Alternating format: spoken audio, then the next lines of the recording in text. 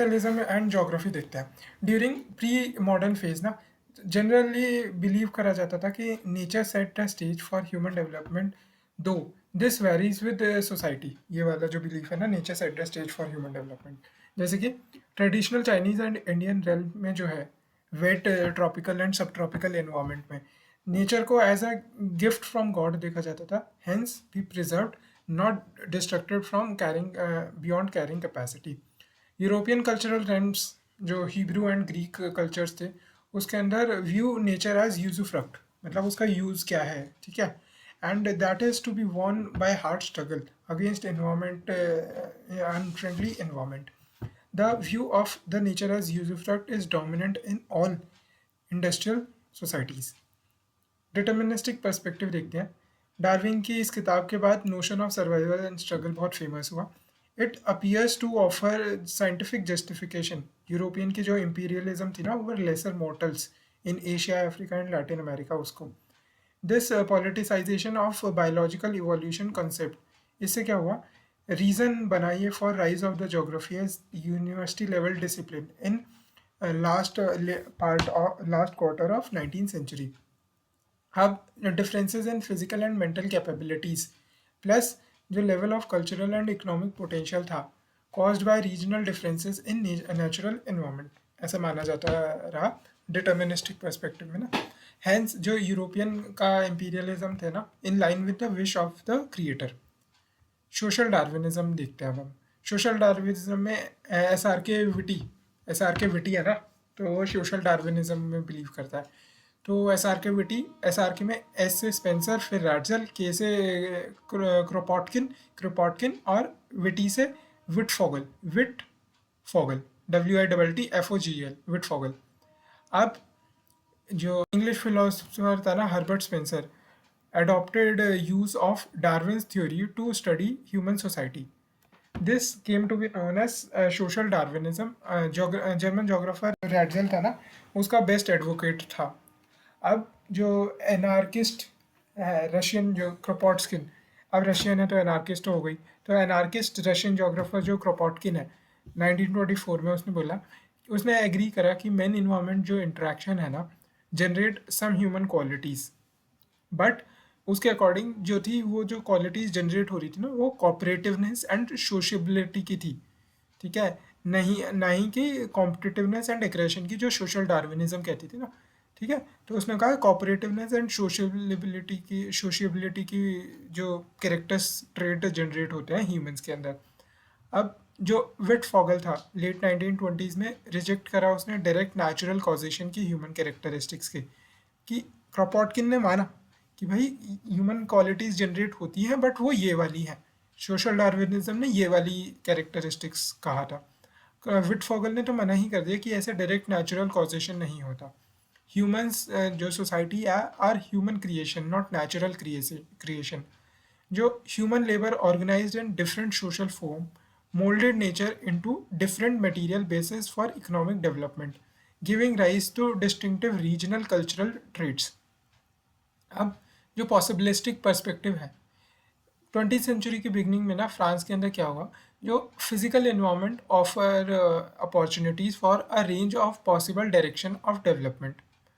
अब जो विडाल डीला ब्लांचा है, उसने एक मिडल कोर्स सजेस्ट किया इमाइल दरखाइम जो फ्रेंच सोशोलॉजिस्ट है ना, और फ्रेडरिक रेटजल जर्मन जोग्राफर्स के बीच में। इमाइल दरखाइम कहता था कि geography as study of social morphology, ठीक है, जो रेडिकल पॉसिबिलिस्ट अप्रोच थी, इनडिटर्मिनिस्टिक अप्रोच टाइप, ठीक है। और रैटजल की क्या सोशल डार्विनिज्म थ्योरी में बिलीव करता था, इन्वायरमेंटल डिटर्मिनिज्म में, 1882 की जो उसकी किताब थी ना उसमें। अब Vidal share Ratzel's views that society not to be left suspended in the air, that it must be placed against the environment in which it grows, ठीक है। तो ये वाला कोट याद रखो, society must not be left suspended in the air, it must be placed against the environment in which it grows. जैसे कि जो जोशीमठ सिंकिंग है, वो क्योंकि जोशीमठ जो है एक ओल्ड लैंडस्लाइड साइट पे बना था, या फिर शुगर केन मराठवाड़ा में उगाया जा रहा है, ठीक है, और जो कि एग्रो इकोलॉजिकली सूटेबल नहीं है। अब जो अकॉर्डिंग टू विडाल ना, nature is never more than an adviser, ठीक है। तो क्यों ऐसा विडाल ने कहा, तो इसका एग्जाम्पल क्या है, जैसे कि नीदरलैंड जो है वो वर्ल्ड का सेकंड लार्जेस्ट एग्रीकल्चरल एक्सपोर्टर है एग्री प्रोडक्ट्स का, डिस्पाइट जो उसका स्मॉलर एरिया। क्यों ऐसा है? क्योंकि precision farming, vertical farming, green house farming और re exporting for after value addition and port and export centricism जो है नीदरलैंड्स के अंदर, इसके कारण। तो nature is never more than an adviser.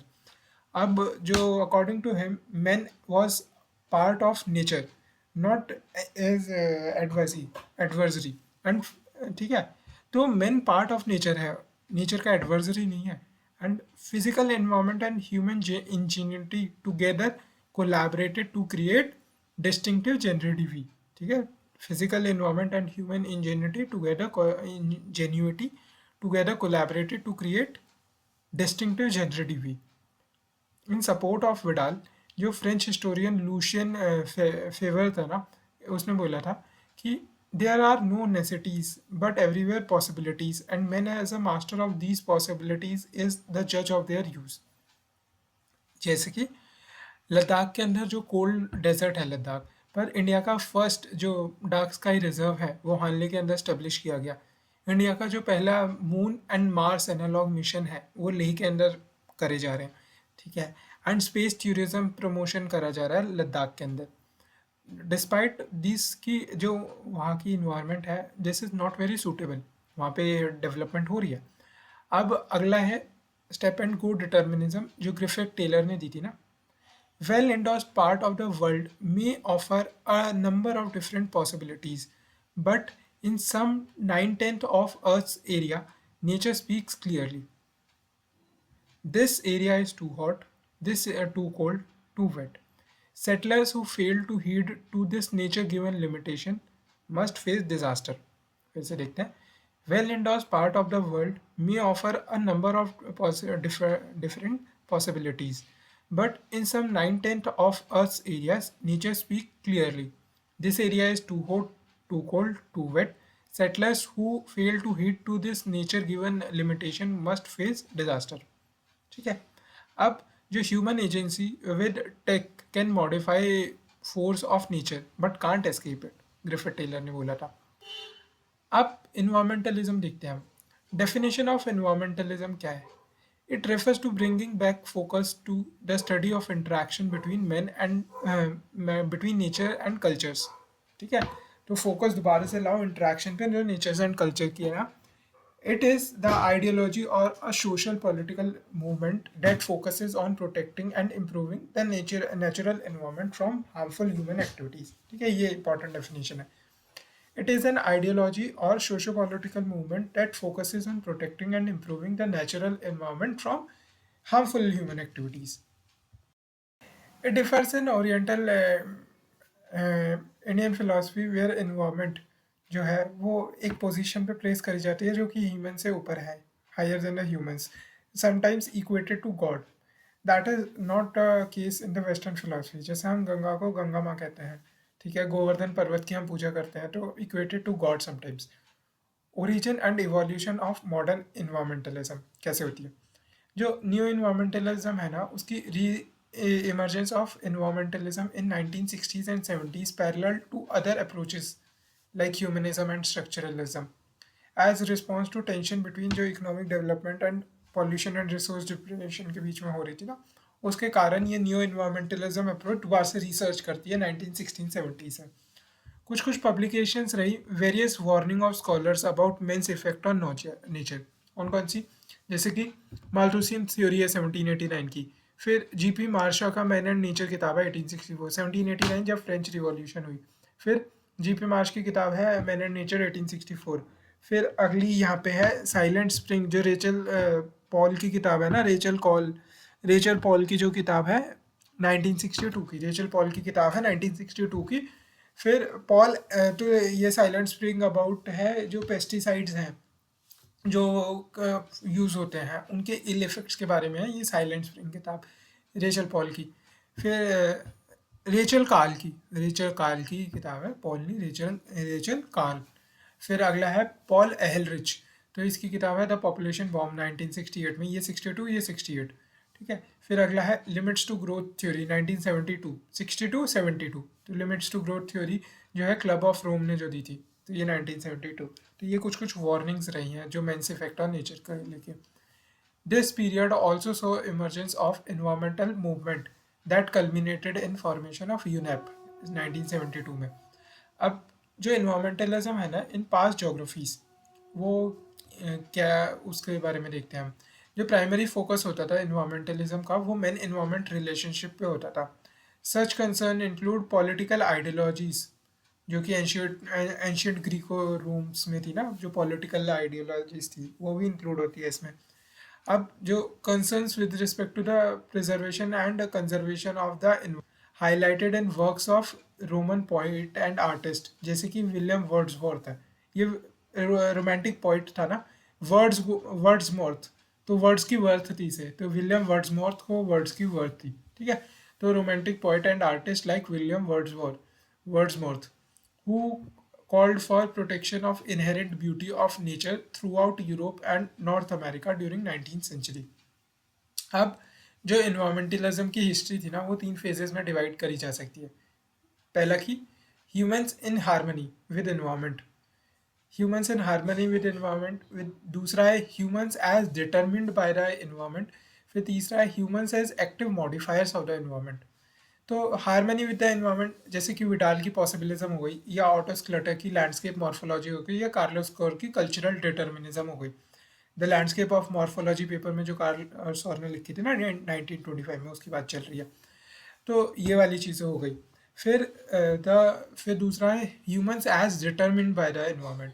तो इसमें एलन चर्चिल सैंपल जैसे आ गई उसकी इन्वायरमेंटल डिटर्मिनिज्म, ठीक है। या एल्सवर्थ हंटिंगटन की जो कल्चर क्लाइमेटिक डिटर्मिनिज्म थी वो आ गई।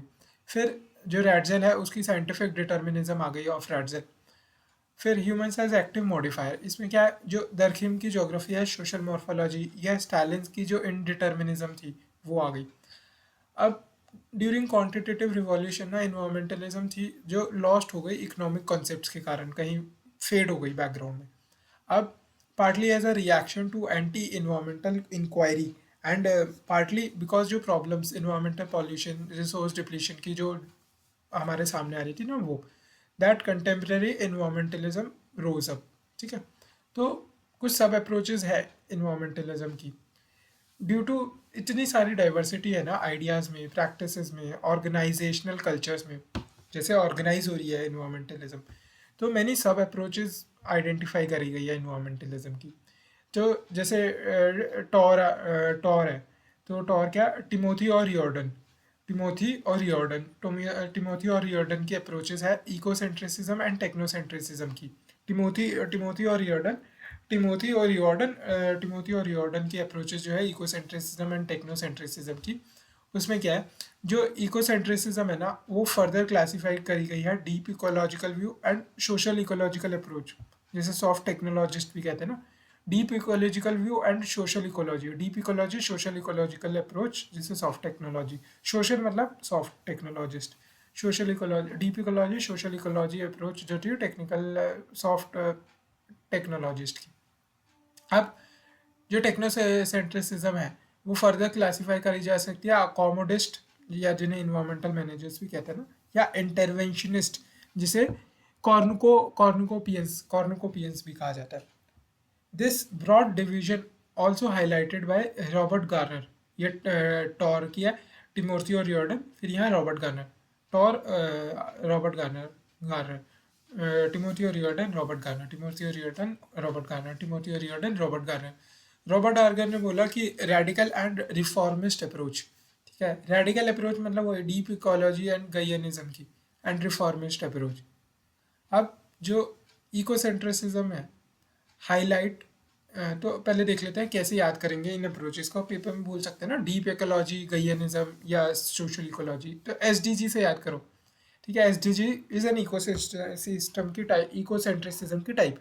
तो एस से क्या है, सोशल इकोलॉजी, या इससे सॉफ्ट टेक्नोलॉजिस्ट, सोशल इकोलॉजी या soft technologist, hard core technologist नहीं है, सोशल है अभी भी वो। तो सोसाइटी और इकोलॉजी को मिला के सॉफ्ट टेक्नोलॉजिस्ट, ठीक है। तो एस से सोशल इकोलॉजी या सॉफ्ट टेक्नोलॉजिस्ट। फिर डी से deep ecology, social ecology, deep ecology. फिर जी से गाइनिज्म गाइनिज्म। ठीक है। फिर टेक्नोसेंट्रिसिज्म की भी दो अप्रोच है, तो टेक्नोमासी से याद रखो, टेक्नोमासी मतलब मेरी मासी जो है टेक वाली है, तो टेक्नोमासी। तो एम से क्या हो गया, मैनेजर इन्वायरमेंटल, एम से हो गया इन्वायरमेंटल मैनेजर, ई से हो गया अकोमोडेशनिस्ट इन्वायरमेंटल मैनेजर अकोमोडेशनिस्ट, और सी से हो गया कॉर्नो कॉर्नो कॉर्नुको कॉर्नुकोपियंस कॉर्नुकोपियंस। आई से हो गया इंटरवेंशनिस्ट। ठीक है, मासी टेक्नोमासी। एम से हो गया इन्वायरमेंटल मैनेजर, ए से होगा अकोमोडेशनिस्ट, एम से इन्वायरमेंटल मैनेजर, ए से हो गया अकोमोडेशनिस्ट, सी से हो गया कॉर्नुकोपियंस, आई से हो गया इंटरवेंशनिस्ट। ठीक है, तो ये नाम आपको याद हो गए होंगे। अब डीप इकोलॉजी गैयनिज्म के बारे में हम पढ़ते हैं, कैसे याद कैसे करेंगे इसे। देखो, ये सेक्रेडनेस और इंट्रिंसिक वैल्यू के बारे में बात करता है। ठीक है, सेक्रेडनेस क्या है, ये जो डबल टिक लगे है ना, it believes in nature sacredness, जैसे सेक्रेड ग्रुप्स वगैरह ना, तो ये नेचर की, तो पेपर में हम ऐसे वो भी बना सकते हैं, इंडिया का मैप्स के सेक्रेड ग्रुप्स बना के दिखा सकते हैं। तो it believes in nature sacredness, example sacred groups. फिर दूसरा है कि जो है it calls for profound shift in attitude, और एडवोकेट कर रहा था intrinsic value of the nature, कि नेचर के पास इंट्रिंसिक वैल्यू है, तो इंट्रिंसिक वैल्यू है इसलिए वो सीक्रेट भी है। ठीक है, तो nature it believes in nature secretness, example जो सीक्रेट ग्रूव्स है। अब जो अगला है वो जैसे प्रोफेशनल पर्सनल कमिटमेंट हमने कर दी वॉलेंट्री सिंप्लिसिटी के लिए, हमने पर्सनली कमिट कर दिया, कोई कुछ करे ना करे हम तो वॉलेंट्री सिंप्लिसिटी के लिए कमिट कर रहे हैं। ठीक है, तो हमने पर्सनल कमिटमेंट करी, तो स्ट्रॉन्ग पर्सनल कमिटमेंट चाहिए to protect nature and improve environment and bring fundamental social changes. ठीक है, हमें एक स्ट्रॉन्ग पर्सनल कमिटमेंट चाहिए to protect nature and improve environment and bring fundamental social changes. अब दूसरा है वॉलेंट्री सिंप्लिसिटी, जैसे कि मिशन लाइफ का है ना, प्रमोट करना वॉलेंट्री सिंप्लिसिटी, तो हमने 4 पॉइंट देख लिए। अब उसके बाद हम देखते हैं, तो मैन, ये मैन को ना as a part of the very nature consider कर रहा है, ये एंथ्रोपोसेंट्रिक अप्रोच नहीं है। ठीक है, जैसे कि वन हेल्थ अप्रोच है, इसमें हम इन्वायरमेंट हेल्थ और एनिमल ह्यूमन हेल्थ और एनिमल हेल्थ सबको कंसीडर कर रहे हैं। ठीक है, तो ये क्या है, voluntary voluntary simplicity mission life, voluntary simplicity mission life, strong personal commitment to protect nature and improve environment and bring fundamental social changes. फिर डीप इकोलॉजी, फिर अगला है social ecology approach, soft technologist, social ecology approach और soft technologist. अब इसमें क्या है, they have Marxist, देखो सोशलिज्म मार्क्सिज्म, तो social ecology approach Marxist position को फॉलो करती है, एंड मार्क्सिस्ट पोजीशन है तो ये मटेरियलिज्म का क्रिटिक होगी। ठीक है, मार्क्सिस्ट पोजीशन है, मटेरियलिज्म का क्रिटिक होगी, और इसको कैपिटलिज्म के खिलाफ इसे घृणा होगी। ठीक है, तो इसने क्या बोला, current ecological conditions by product of capitalism. ठीक है, फिर अगला है skeptic of modern large scale tech and see central state authority as anti democratic institution. Soft technologist है, तो इसीलिए ये लार्ज स्केल टेक्नोलॉजी से क्या स्केप्टिक है उसका, और सेंट्रल स्टेट अथॉरिटी को भी ये एंटी डेमोक्रेटिक मानता है। अब इसके अकॉर्डिंग ना, ये लाइन बड़ी इंपॉर्टेंट है, environment problems are often symptoms of deeper societal issues of inequality and domination. ठीक है, तो जैसे मेरे हेल्थ इश्यूज हुआ बिकॉज ऑफ द डीपर जो इश्यूज थे, ऑफ जो भी इश्यूज थे, तो अकॉर्डिंग टू देम जो environmental problems are often symptoms of deeper societal issues of inequality and domination. फिर अगला है कॉन्शियस कंजप्शन। ठीक है, यहाँ पे हम क्या कर रहे थे, वॉलेंट्री सिंप्लिसिटी में अपना रहे हैं, यहाँ पे हम कॉन्शियस कंजप्शन पे आ गए। फिर अगला है recognize minority rights and give importance to participation in community affairs. Social ecology है, तो सोशल इकोलॉजी में जो माइनॉरिटीज़ है उनको भी इंक्लूड करना है हमें, तो recognize minority rights and give importance to participation in community affairs. ठीक है, अगला अब हम टेक्नोमासी टेक्नोसेंट्रिसिज्म के बारे में देखते हैं। तो focus is on socio economic development, और ये स्टेटस को सपोर्ट कर रहा है, focusing on present model of development. कि प्रेजेंट मॉडल ऑफ डेवलपमेंट ही कंटिन्यू करना है, सोशो इकोनॉमिक डेवलपमेंट करनी है और स्टेटस को प्रमोट करता है। तो ये क्या बिग एमएनसीज और बिग बिजनेसेस वगैरह ही टेक्नोसेंट्रिसिज्म को प्रमोट करेंगे। तो इसमें मासी में क्या है, मैनेजर और अकोमोडेशनिस्ट, कॉर्नुकोपियंस और इंटरवेंशनिस्ट। तो इन्वायरमेंटल मैनेजर और अकोमोडेस्ट का क्या कहना है ना कि जो इकोनॉमिक ग्रोथ है एंड रिसोर्स एक्सप्लॉयटेशन, ये एज लॉन्ग एज कंटिन्यू कर सकती है जब तक कुछ लीगल, सोशल और इकोनॉमिक रिफॉर्म्स हम लेते रहे। तो जैसे लीगल में क्या है, लीगल राइट्स जो हैं, मिनिमम इन्वायरमेंटल क्वालिटी हम इंश्योर करें लीगल राइट्स के थ्रू। फिर जैसे हमने बोल दिया कि 33% of the India's total geographical area would be forest. ठीक है, तो ये मिनिमम इन्वायरमेंटल क्वालिटी है जो लीगल राइट्स के थ्रू हम इंश्योर कर रहे हैं। फिर अगला है economic adjustment made to economic mechanism. ठीक है, जैसे हम कार्बन मार्केट बना रहे हैं, हम पॉल्यूशन टैक्स कर रहे हैं, पॉल्यूटर पे प्रिंसिपल कर रहे हैं, तो इन्वायरमेंटल मैकेनिज्म से एडजस्ट करो चीज़ें। फिर उसके अगला है social mechanism, adapt adequate compensation for दूस जो एडवर्स इन्वायरमेंट इम्पैक्ट झेल रहे हैं ना, जैसे कि डीएमएफ फंड है, डिस्ट्रिक्ट मिनरल फंड है, जो MMDA mines and minerals development act है ना, तो उसके अंदर। अब इंटरवेंशनिस्ट का क्या कहना है ना कि ये तो कि भाई इन्वायरमेंटलिस्ट के क्लेम्स के ही अगेंस्ट है। इसका कहना है कि इन्वायरमेंटल क्राइसिस इतना बड़ा है नहीं जितना उसे एग्जेजरेट कर दिया है, और ये कोई साउंड साइंस पे बेस्ड नहीं है। जो टेक्नोलॉजी डेवलपमेंट है वो कोई भी इशू को सॉल्व कर सकती है, और सोशो इकोनॉमिक डेवलपमेंट जो है वो मोर इम्पॉर्टेंट है इवन एट इन्वायरमेंटल कॉस्ट। ठीक है, अब अदर अप्रोचेस हम देखते हैं। जो अप्रोचेस हम देखते हैं इसमें क्या, इकोसेंट्रिसिज्म जो है ये क्या है, ये act of violence, vandalism, sabotage against individuals and companies in the name of environmentalism जो करा जाता है।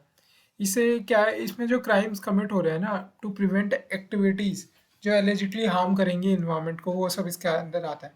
जैसे कि जो फिशरमैन प्रोटेस्ट होता है तिरुवनंतपुरम के विजिंजम जगह पे ना, ताकि वो पोर्ट डेवलपमेंट रोक सके, ये led by Latin Catholic church, और ये एक वायलेंट प्रोटेस्ट था। अब दूसरा है जो एकोफेमिनिज्म है, इसमें क्या होता है, इंटेलेक्चुअल एंड प्रैक्टिकल मूवमेंट है जो बेस्ड ऑन जो interaction of women and nature, उस पर ये पूरी intellectual and philosophical practical movement जो पूरी बेस्ड होती है, with specific concern with respect to operation of both women and nature throughout history, उसको हाईलाइट करा जाता है। जैसे वुमेन को थ्रू आउट हिस्ट्री एंड दबाया गया है, ऐसी नेचर को भी थ्रू आउट हिस्ट्री दबाया गया है। तो उनके ये स्पेसिफिक कंसर्न्स को हाईलाइट करता है। तो ये बेस्ड करता है interaction of women and nature पे। It visualises that operation of both जो है वुमेन और नेचर का ना, वो लिंक है कहीं ना कहीं, हिस्टोरिकली भी और मटेरियली भी, कल्चरली भी, आइडियोलॉजिकली भी। ठीक है, हिस्टोरिकली, मटेरियली, कल्चरली, आइडियोलॉजिकली ये दोनों के जो ऑपरेशन है ये लिंक्ड है। जैसे कि जल सहेलीज ऑफ द बुंदेलखंड है। फिर दूसरा वंदना शिवा की जो वो आवाज़ उठा रही है सीट सॉवर्निटी के लिए, उनका कहना है ये है कि जैसे कि कॉर्पोरेट सीट्स को कंट्रोल करती है ना, ऐसे ही मेन हमारी सोसाइटी में वुमेन्स के रिप्रोडक्टिव राइट्स को कंट्रोल करते हैं। अब तो free market environmentalism argue that जो free market is the best tool to preserve the health and sustainability of the environment. Example, जैसे कि एग्री इलेक्ट्रिफिकेशन है एंड इरिगेशन सब्सिडीज हैं, वो प्रमोट करती है ग्राउंड वाटर के मिसयूज़ को। अब अगला है environmentalism as a paradigm. Current status क्या है, जैसे इट 1960s एंड 70s के दौरान ना इमरजेंस होता है। विद इट्स इमरजेंस इन्वायरमेंटलिज्म का ना as a social relevance movement, तो with its emergence in 1960s-70s as a part of social relevance movement, environmentalism एक अंडर करंट ही बन के रहती है until 1980s तक एटलीस्ट जियोग्राफी के अकेडमिक सर्कल्स में। एज क्लियर डोमिनेशन था ह्यूमनिस्टिक एंड स्ट्रक्चरल थीम्स का ना। हाउएवर जो क्राइसिस फेज था ना जो लेट 1980s में आया, एंड जो कल्चरल टर्न थी that emerge in human geography, इससे क्या हुआ, ओवरथ्रो हो गया जो डोमिनेंट पैराडाइम थे ना बिहेवियरलिज्म, ह्यूमनिज्म एंड स्ट्रक्चरलिज्म के, वो ओवरथ्रो हुआ। With this change themes like welfare approach, feministic approach, environmental approach rose to prominence. However, जो लेट 1990s तक क्या होता है ना, welfare and feministic approach could not sustain and merge with each other, and merged with other forms of critical inquiry. Thus जो dominant approach रह गई वो environmentalist approach रह गई. This development in academic circle जो हो रही थी ना, ये एक्टिविटी सर्कल्स की डेवलपमेंट से कोइंसाइड करी। जैसे कि पहली अर्थ समिट होती है 1992 के अंदर, रेटिफिकेशन हो जाता है क्योटो प्रोटोकॉल का, कंसेंसस हो जाता है जो ओजोन डिप्लीटिंग सब्सटेंसेस है ना उनके यूज़ को लेके, एक्सेट्रा। सिंस लेट 1990s क्या होता है ना, जो इन्वायरमेंटलिज्म होता है उसने एक स्टेटस ऑफ पैराडाइम अक्वायर कर लिया। During this period, environmentalism received broad support of governments throughout the world, and in the activity circle, the accommodationist जो position थी became dominant. This position can also be seen in the environmental policy of US. Despite recent challenges जैसे कि जो dilution of CBDR है in Paris Agreement, या फिर जो regime change है यूएस के अंदर, या फिर एनवायरमेंटलिज्म है, continue to dominate the geographical research as it has broad support of accommodationist world. अब आगे हम देखते हैं इलेबोरेट, ठीक है हमने देख लिया ये सब। अब आगे हम देखते हैं elaborate meaning of environmentalism as given in Indian philosophy. इसको इलेबोरेट करने को कहा जा रहा है। सबसे पहले एनवायरमेंटलिज्म की डेफिनेशन लिखेंगे। Environmentalism is an ideology or social political movement that focuses on protecting and improving the natural environment from harmful human activities. जो कंसेप्ट है वो डिफर करता है ओरिएंटल या इंडियन फिलॉसफी में, वेयर इन्वायरमेंट जो है उसे एट एक प्लेस पे पोजीशन करी जाती है जो कि हायर देन ह्यूमंस है, समटाइम्स गॉड से इक्वेट करा जाता है। ऐसा वेस्टर्न फिलॉसफी में नहीं है। ठीक है, तो स्कूल्स ऑफ इन्वायरमेंट देखते हैं हम, वेस्टर्न फिलॉसफी और ओरिएंटल इंडियन फिलॉसफी। यहाँ पे in accordance with the Christian environment ethics है ये वेस्टर्न फिलॉसफी ना, जिसे अब्राहमिक मॉडल भी कहते हैं ना। और जो ये वाला है इसमें क्या है, in line with culture of the east. जैसे कि जैनिज्म के अंदर जो soul in every living thing माना जाता है, इसीलिए बहुत ऊपर रखते हैं हम, मैन के भी ऊपर रखते हैं नेचर को। अब दूसरा है यहाँ पे क्या, first at the top there is God, then there is man, then nature. तो ये जो है मैनिपुलेटिव इंटरवेंशनिस्ट या टेक्नोक्रेटिक व्यू है, यहाँ पे वो फॉलो होता है। यहाँ पे क्या, गॉड है, देन नेचर है, देन मैन है। तो यहाँ क्या इकोसेंट्रिक अप्रोच या कंजर्वेशन अप्रोच को फॉलो करा जाता है। जो कंजर्वेशनिस्ट इकोनॉमी है, कंज्यूमरिस्ट इकोनॉमी है ये, यहाँ पे फोकस है सब्सिस्टेंस पे, यहाँ पे ह्यूमन फर्स्ट या इन्वायरमेंट फर्स्ट। अब environment as a initiative of scientist, यहाँ पे इनिशिएटिव ऑफ द पीपल की तरह उसे ट्रीट करा जाता है। अब इन्वायरमेंटल मूवमेंट जो इंडिया में हुई ना, उसके कुछ कुछ फेजेस हैं, 4 फेजेस हैं ब्रॉडली रामचंद्र गुहा के अकॉर्डिंग। तो फर्स्ट वन है चिपको मूवमेंट, जो कि चमोली में बिगिन होती है ना, ये 24 अप्रैल 1973 में। ये बड़ी इंपॉर्टेंट डेट है क्योंकि इसमें केशव नंदा भारती केस का रिजल्ट आता है। इस दिन सचिन तेंदुलकर का जन्म होता है। तो चिपको मूवमेंट भी इसी दिन चमोली में स्टार्ट होती है। तो चिपको चमोली चांदी प्रसाद, चिपको चमोली चांदी प्रसाद, चिपको चमोली चांदी प्रसाद। तो ये चांदी प्रसाद भट्ट की बात हो रही है। तो Chipko movement began in Chamoli, considered start of modern Indian environmental movement. अब ये जो चिपको मूवमेंट के अंदर Chandi Prasad Bhatt focus on Chipko expanded to reforestation, protection of natural reserves etcetera. तो ये क्या चांदी प्रसाद के मूवमेंट अंदर ये एक्सपेंड हुई। सिमिलरली ऐसी ही साउथ में एक मूवमेंट थी जिसको ऊपर चिपको नीचे अपिको। तो अपिको मूवमेंट 1983 में चालू होती है वेस्टर्न घाट्स की प्रोटेक्शन के लिए। जो इस दौरान ना, इस फेज के दौरान जो पॉलिटिकल एंड इंटेलेक्चुअल्स थे वर अगेंस्ट इट, इन्वायरमेंटलिज्म के। और नेचर को एज अ लग्जरी देखा जाता है, नेचर एज अ यूजुफ्रक्ट, कि नेचर का तो यूज़ करना चाहिए। तो नेचर के was seen as a luxury only rich can afford, कि भाई जो इन्वायरमेंटल प्रोटेक्शन का ये जो है ना, it is a luxury that only rich can afford. फिर वहीं पे जो मार्क्सिस्ट थे, देखो इतनी हिपोक्रेसी है। पहले मार्क्सिस्ट इसको कह रहे हैं कि इकोलॉजी को वो कह रहे हैं as bourgeois deviation from class struggle, इसे कहते हैं bourgeois deviation from class struggle कहते हैं। अब बाद में जाके कि जब इन्वायरमेंटलिज्म को ख़त्म हो रही होती है ना, तो उसे कहते हैं hangover from bad old days of socialism, environmentalism. कि भाई हिपोक्रेसी है ये तुम्हारी। 1980s के अंदर जो इंडियन ग्रीन्स थे became receiving massive media attention. जैसे कि जो नर्मदा बचाओ आंदोलन है 1985 के अंदर, या फिर भोपाल गैस ट्रेजिडी हुई जो 84 के अंदर, उन्होंने मैसिव अटेंशन को गार्नर किया और एक पॉजिटिव व्यू बना लार्जली इन्वायरमेंट के, और कि इन्वायरमेंटल इज़ इम्पॉर्टेंट। फिर अगला है कि government established full fledged ministry of environment and forest, ठीक है, और पास करा जो EPA 1986 इन्वायरमेंटल प्रोटेक्शन एक्ट है, ठीक है। ये 1980s के फेज था जब मासिव मीडिया अटेंशन मिलने लगी। फिर थर्ड है कि प्रोफेशनलिज्म आ गई इस फेज में, जो मिड 1980s से लेट 1980s लिख सकते हैं यहाँ पे, मिड या लेट 1980s से जो मिड 1990s तक थी ना। इसमें क्या हुआ, साइंटिस्ट एंड सोशल साइंटिस्ट जो थे वो begin scientific analysis of environmental conflict. ISC Bangalore ने CES स्टार्ट कर दिया, centre for ecological sciences start कर दिया। इमर्जिंग फील्ड जैसे कि इकोलॉजिकल इकोनॉमिक्स है या फिर इन्वायरमेंटल हिस्ट्री है, इमर्जिंग फील्ड्स डेवलप होने लग गए। फिर LPG रिफॉर्म्स होते हैं, तो ये अगला फेज स्टार्ट होता है मिड 1990 से। इसमें इन्वायरमेंटलिज्म पे अटैक करा जाता है एज कि hangover from bad old days of socialism इसे कहा जाता है। एंटी इन्वायरमेंटलिस्ट बैकलैश था ये, जिसमें क्या राइजिंग मिडिल क्लास है तो कंज्यूमरिज्म बढ़ रहा है, तो इन्वायरमेंटल जो सेंसिटिविटी है वो कम हो रही है। फ्री मार्केट आइडियोलॉजीज बढ़ रही है, MNCs बढ़ रही हैं।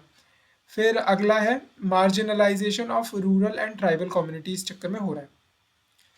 क्योटो प्रोटोकॉल जो है वो 2005 में आता है एंड वंस अगेन जो फोकस शिफ्ट हो जाता है क्लाइमेट चेंज में, मतलब इन्वायरमेंट पे। अब पेरिस एग्रीमेंट 2015 में जो आता है ना, इवन डेवलपिंग कंट्रीज को अब अपने NDC सबमिट करने होंगे UNFCCC में। अब जो focus was initially on mitigation effort, but now जो है वो अडेप्टेशन एफर्ट्स पे भी अब फोकस जा रहा है। अब जो इंडिया की प्रेजेंट स्टैंड है ना इन्वायरमेंटलिज्म पे, वो क्या है ये देख लेते हैं। इंडिया ने इंट्रोड्यूस करा है concept of lifestyle for environment 2026 की जो ग्लासगो की COP थी ना, उसमें हम प्रमोट कर रहे हैं सर्कुलर इकोनॉमी को, कॉन्शियस कंजप्शन को, और इसका एम है कि 1 बिलियन पीपल को 2022 से 28 के बीच में मोबिलाइज करना है, ताकि वो एक्शन ले सके, वॉलेंट्री एक्शन ले सके टू प्रोटेक्ट द इन्वायरमेंट। अब इंडिया के जो पंच अमृत टारगेट है, इंडिया के जो क्लाइमेटिक एक्शन प्लान है, वो देख लेते हैं। सबसे पहले तो हमें 2070 तक ना global goal of net zero carbon emission हमें अचीव करना है। फिर है कार्बन इंटेंसिटी, हमें इंडिया की जो इकोनॉमी है उसकी रिड्यूस करनी है बाय 45% बाय 2030। 2005 के लेवल से ना 45% कार्बन इंटेंसिटी कम करनी है हमें।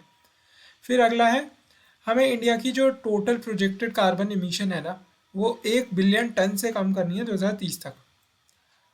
तो ये दोनों एक हो गए कि कार्बन इंटेंसिटी कम होगी तभी तो प्रोजेक्टेड कार्बन इमिशन कम होगी, ठीक है, ये दोनों एक हो गए। फिर ऊपर है कि एक है टोटल जो रिन्यूएबल एनर्जी, दूसरा है नॉन फॉसिल फ्यूल एनर्जी। तो 50% of the total energy need from renewable energy sources 2030 तक, ऐसा हमारा टारगेट है। फिर दूसरा है कि नॉन फॉसिल फ्यूल जो एनर्जी है, कैपेसिटी ऑफ 500 गीगावाट्स बाय 2030 हमें अचीव करनी है। तो ये हमारे 5 टारगेट्स हैं, दो दो को क्लब करके याद करो, ये दोनों रिन्यूएबल एनर्जी, नॉन, फिर दूसरा नॉन फॉसिल फ्यूल एनर्जी, फिर है total projected carbon intensity, carbon emission, दूसरा है carbon intensity, carbon emission, carbon intensity, ठीक है। अब जो एंथ्रोपोसेंट्रिसिज्म है in Indian philosophy of environmentalism, tells of panch amrit show human attributes जैसे कि speech, feeling, rationality in environment. अब इम्फेसिस ऑन पंच तत्व जो इंडिया में करा जाता है, fire, sky, water, earth, air. Rigveda का कहना है कि जो entire life system on earth is based on harmonious functioning of these 5 elements. फिर अगला है कि इंडियन फेस्टिवल्स, गोवर्धन पोंगल जैसे होगा।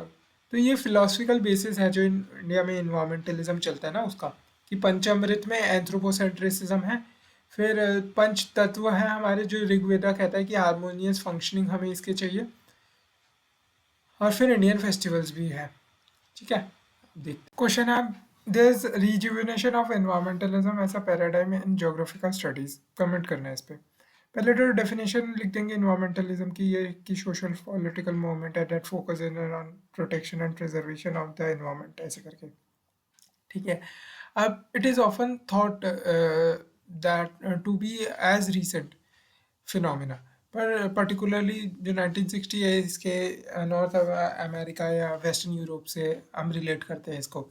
ठीक है, बट ये ऐसा है नहीं, वो न्यू इन्वायरमेंटलिज्म है जो रिसेंटली राइज हुआ है। ठीक है, मैन इन्वायरमेंट रिलेशनशिप पे from the starting of the discipline itself focus रहा है। अब कुछ वर्क जो सजेस्ट करते हैं कि planetary ecosystem was reaching it's limit, जैसे कि 1962 के अंदर साइलेंट स्प्रिंग रेचल कार्सन ने लिखी।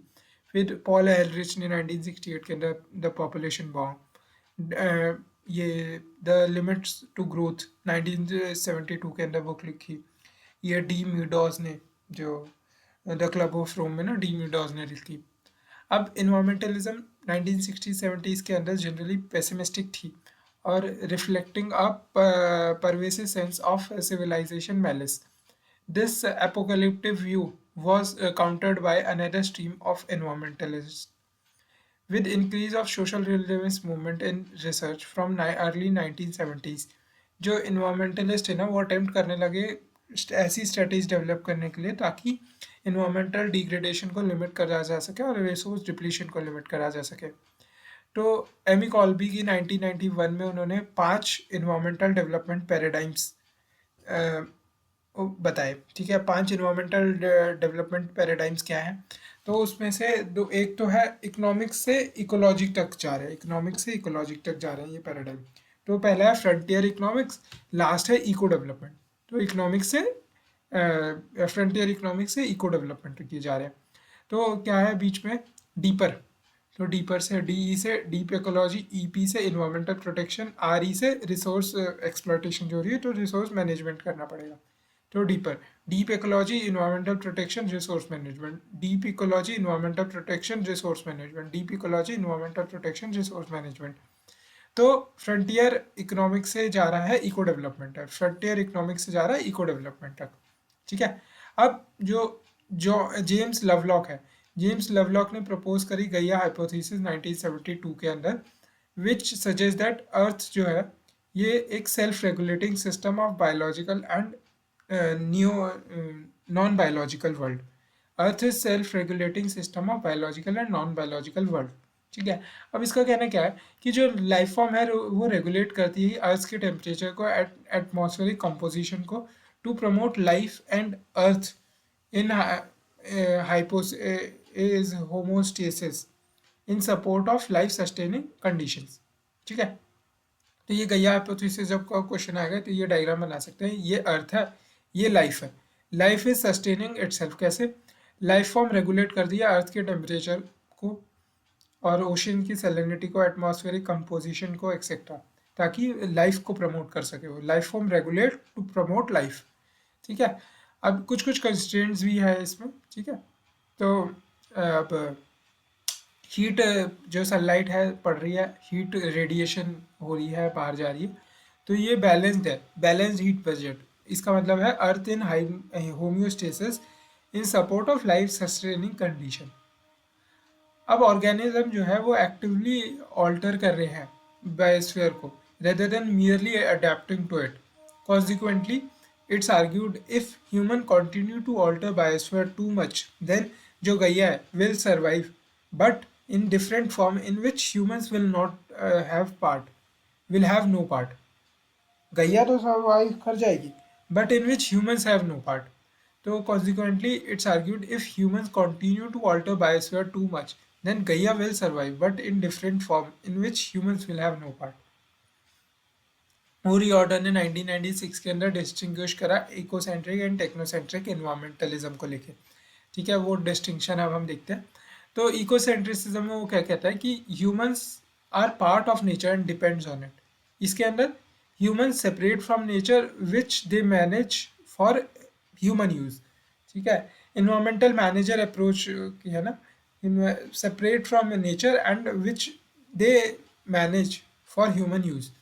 इसमें नेचर हैज़ इंट्रिंसिक वैल्यू ऐसा माना जाता है जो कि सेपरेट है ह्यूमन के इंस्ट्रूमेंटल यूज से। इसमें ये नेचर एज यूजुफ्रक्ट में बिलीव करता है और कहता है कि nature has resources for humans use. अब अगला है कि an ecocentric ethic prioritize preservation of holistic biotic community, जैसे कि वन हेल्थ अप्रोच है। इसमें क्या है, utilitarianism and anthropocentric view ethic जो प्रायोरिटाइज करती है cost benefit environment decision making. इसमें जो है अपना इकोसेंट्रिक में वो sustainable development intergenerational as well as interregional. अब जो टेक्नोसेंट्रिसिज्म में क्या है, inter generation responsibility met by continued growth and tech advancement, इस पे फोकस हो रहा है। अब जो रिजुविनेशन है ना can be further trace to earth summit 1992 के अंदर एंड पेरिस एग्रीमेंट 2015 के अंदर। एट प्रेजेंट जो फोकस है on green tech, clean fuel and SDGs is the leading focus of environmentalist. ठीक है, ये अब हमने देख लिया।